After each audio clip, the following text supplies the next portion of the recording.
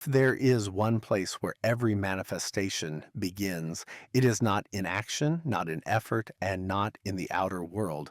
It begins in imagination.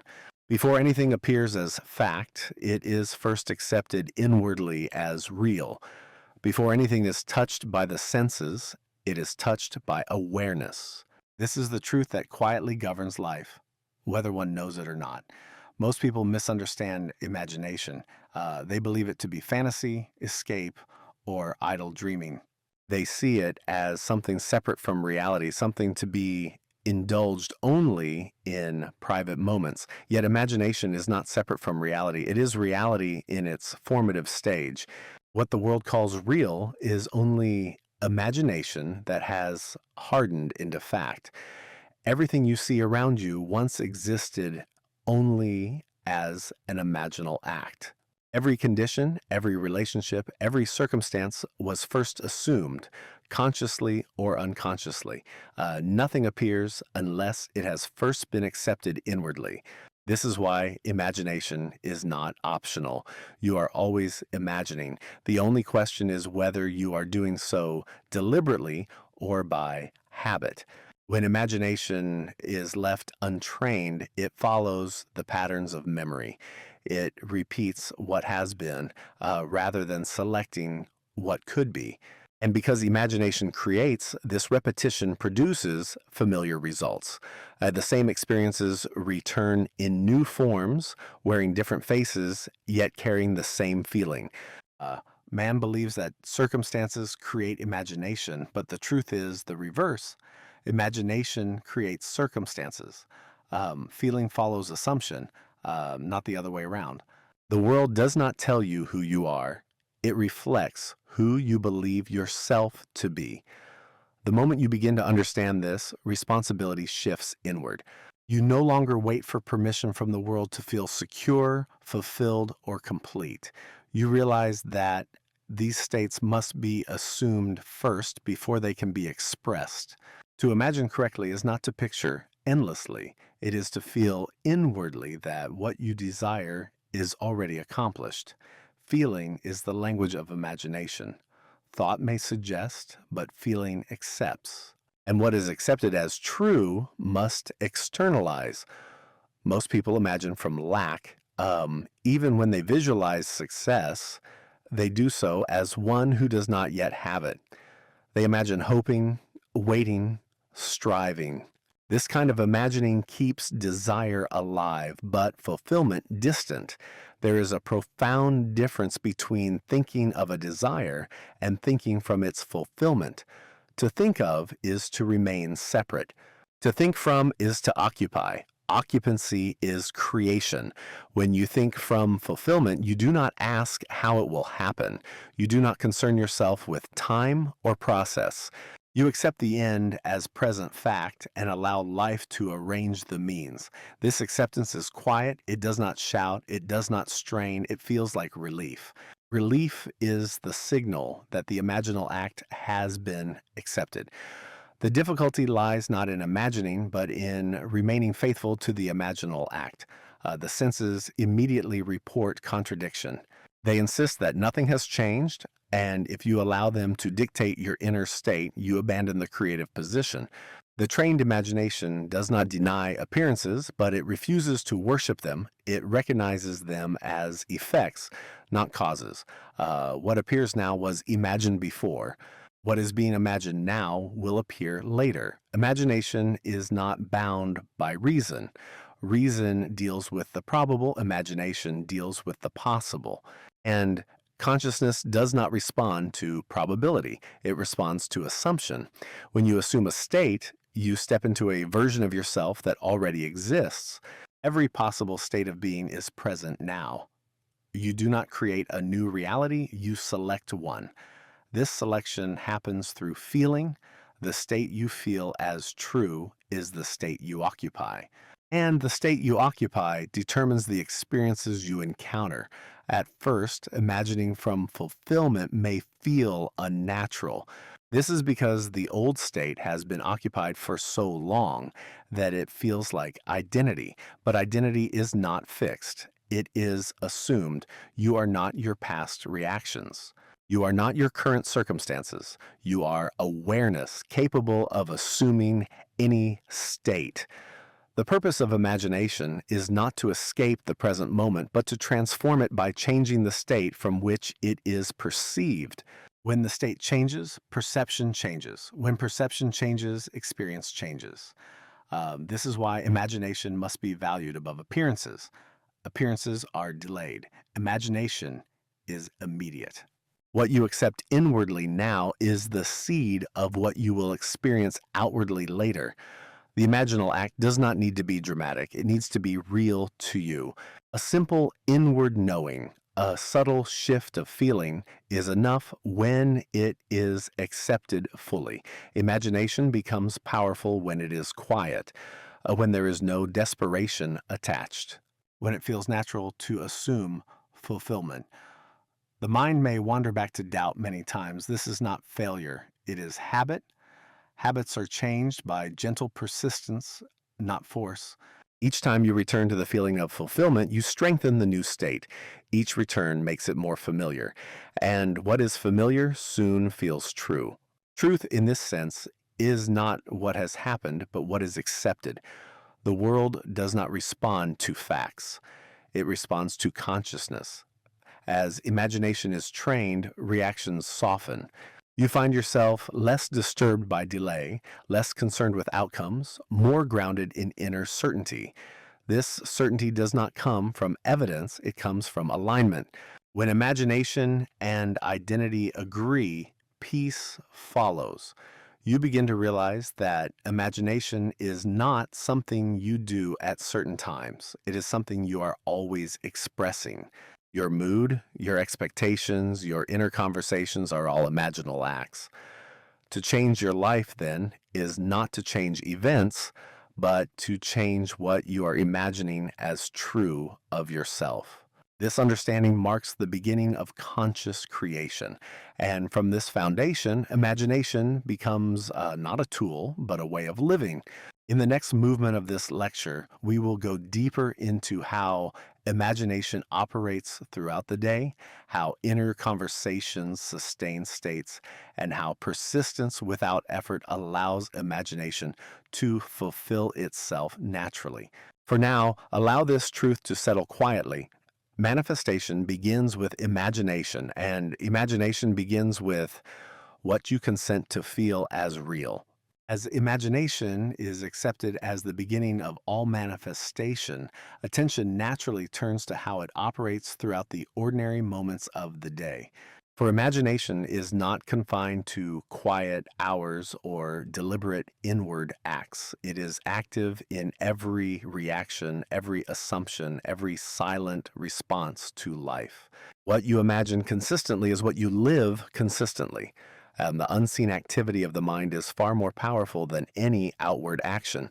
A single sustained assumption does more to shape your future than years of effort made from doubt. This is why daily awareness becomes essential, not strained vigilance, but gentle observation. Watch how you interpret events. Interpretation reveals imagination. Two people can experience the same circumstance and live entirely different realities because they imagine from different states. One imagines from security, the other from fear. One imagines from worthiness, the other from lack. The event itself is neutral. The imagination behind it determines its meaning and outcome. Inner conversations are the clearest expression of imagination at work. What you say inwardly, especially in moments of challenge, reveals what you are assuming to be true.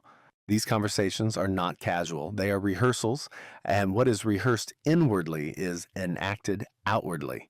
If the inner dialogue is one of explanation, defense, or anticipation of disappointment, imagination is being used unconsciously to reinforce the old state.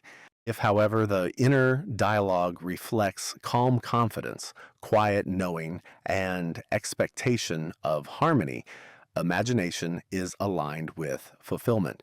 To imagine from fulfillment does not mean you must constantly affirm or repeat phrases. It means that your inner tone has changed. There is a difference between convincing yourself and knowing. Knowing is silent. The mind, when first trained, will return often to old conversations. This is not resistance, it is momentum, the momentum of habit. Habits are not broken by force, but by replacement. Each time a new inner response is chosen, the old one weakens. You do not fight an unwanted thought, you simply refuse to continue it. You withdraw interest. Attention is the fuel of imagination. Without attention, the image fades. When something occurs that contradicts your assumption, the untrained mind reacts immediately. It tightens, it explains, it adjusts expectation downward, and the trained mind pauses. It remembers. It remains inwardly still. This stillness is not indifference, it is authority. It is the recognition that what is seen is not final, that imagination is already at work producing a different outcome. Persistence is often misunderstood. It is not forcing the same thought repeatedly. It is remaining faithful to the same state. You do not need to repeat an imaginal act endlessly if you remain identified with it. Identity is persistence made natural. When you know who you are being, there is no effort in remaining so. As imagination becomes disciplined, impatience fades. Impatience is a sign that one is still looking for confirmation. Fulfillment does not seek proof, it rests. This rest is the true Sabbath, not a day, but a state of mind in which questioning ceases. When you stop asking whether it will happen, imagination has done its work. Nighttime remains a powerful ally. As the body relaxes and awareness softens, imagination becomes vivid and impressionable. What you accept as true in this state is carried deeply into consciousness. You do not review the day as it appeared. You allow it to end as you wish it had been. You fall asleep feeling accomplished, complete, satisfied. This feeling, impressed upon consciousness, must express itself. Morning is equally important. The first feeling you assume upon waking often sets the tone for the day. Before engaging with the world, you quietly return to the feeling of fulfillment, not as an effort, but as a remembrance. As this becomes habitual, imagination no longer feels like a separate activity. It feels like a background awareness. You are simply conscious of being the one who has rather than the one who seeks. At this stage, reactions change automatically. You notice yourself responding differently without trying. Situations that once disturbed you lose their power. This is evidence that the state has shifted. Outer changes may begin to appear, but they are not the goal. They are reflections. If you chase them, you abandon the source. If you remain with the source, they multiply. Imagination works impersonally. It does not reward effort or sincerity. It responds to acceptance. What is accepted as true is expressed. Nothing more is required.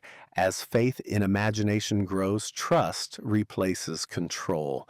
You no longer attempt to manage outcomes. You allow life to move. Action arises naturally when it is time. You realize that forcing action from doubt creates struggle, while action that flows from assumption feels effortless. One is strained, the other is inspired. Imagination, when trusted, simplifies life. Decisions become clearer, choices feel lighter. You are no longer pulled in opposing directions because the inner state is unified. This unity is power. When imagination and identity agree, there is no resistance. Consciousness moves freely. In this way, daily life becomes the practice. Every moment becomes an opportunity to remain faithful to fulfillment, not by effort, but by recognition. Recognition that imagination is always at work. Recognition that What you feel to be true is shaping what you will experience. Recognition that you are never at the mercy of appearances. As this recognition deepens, imagination prepares you for its final transformation. It moves from something you use deliberately to something you live effortlessly. In the final movement of this lecture, we will explore that transformation where imagination becomes identity itself and manifestation becomes the natural expression of who you have accepted yourself to be. As imagination becomes steady and trusted, a quiet transformation takes place. You no longer feel as though you are practicing something. You are no longer reminding yourself to imagine correctly. Imagination has become the ground from which you live. It is no longer an activity you enter and exit. It is your natural way of being. At this stage, identity settles. You have accepted a new sense of self, not through effort, but through familiarity. What once felt like assumption now feels like fact. What once required attention now sustains itself. You are no longer imagining fulfillment. You are conscious of being fulfilled. This is the moment when striving ends. Not because everything has appeared, but because inwardly nothing is missing. The sense of lack dissolves, and with it, the need to control, to monitor, or to question. When imagination rests, life begins to move. You begin to see that desire was never meant to create tension. Desire was an invitation to remember a state already available to you. When that state is occupied, desire transforms into quiet expansion rather than restless wanting. In this settled awareness, imagination no longer feels personal. It feels universal. You recognize that the same power shaping your life is shaping all life. This understanding softens judgment. You no longer blame people or circumstances. You see states expressing themselves. This does not make you passive. It makes you clear. You no longer react from old wounds or conditioned fears. You respond from the state you have chosen, and response from fulfillment carries authority without force. Contradictions may still arise, but they no longer shake you. You recognize them as remnants of former assumptions. You do not argue with them. You do not try to correct them. You simply remain inwardly aligned. Remaining is the highest discipline, and yet it feels like rest. You are no longer holding the state is holding you. This is the true meaning of faith. Not belief in something coming, but trust in what already is. Action now arises naturally. You do not push yourself into motion. You move when moved. When action appears, it feels obvious, timely, and unforced. There is no sense of urgency, only clarity. Life begins to cooperate in subtle ways. Encounters align. Words come easily.